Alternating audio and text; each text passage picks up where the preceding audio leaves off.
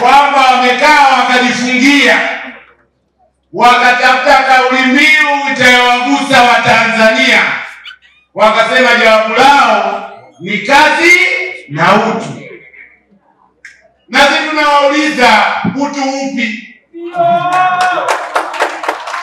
Katika mazingira ya serikali ambayo haitoi ajira kwa vijana, kuna utu gani bila ajira kwa vijana wetu?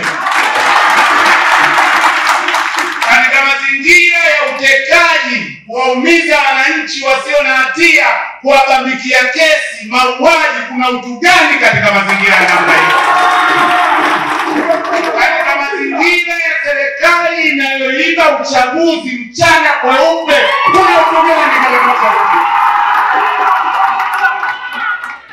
Katika mazingira ya serikali inayosherehekea wizi, CAG anasema mamilioni yanapotea, serikali inasema kila mmoja atakula kwa urefu wa kamba yake. Kuna utu gani katika mazingira haya?